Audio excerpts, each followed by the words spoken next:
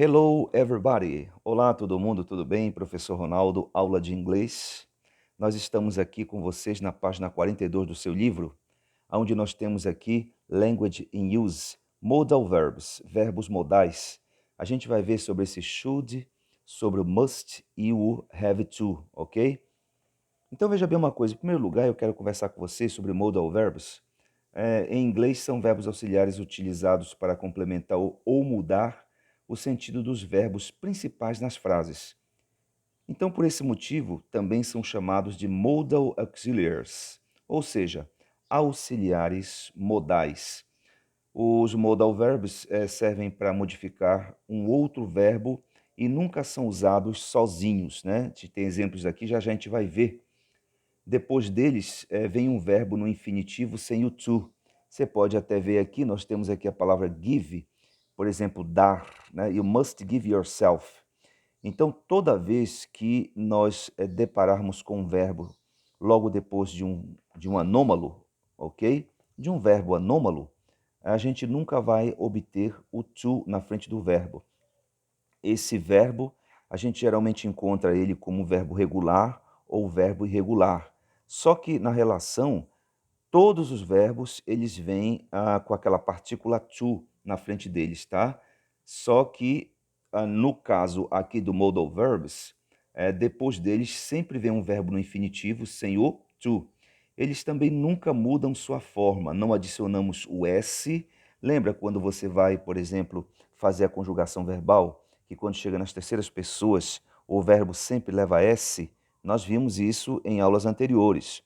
Mas aqui no caso, quando você estiver utilizando esses verbos anômalos, nunca este verbo aqui, ele vai aparecer no caso depois deles, né, com S, tá bom? Nunca vai, a gente não vai perceber, por exemplo, a presença do ing.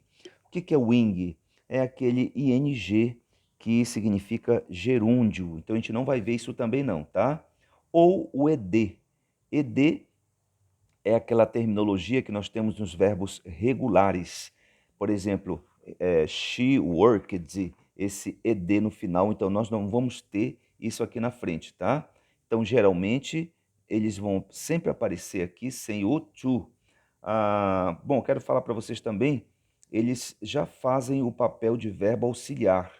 Então, para montarmos, por exemplo, uma frase negativa, basta adicionarmos o not na frente deles e para fazermos uma pergunta, basta começar a frase com o modal verb, né? Então, você quer fazer uma pergunta, no caso, você vai começar com o modal verb, no final você vai colocar, por exemplo, uma interrogação, um sinal de interrogação, tá?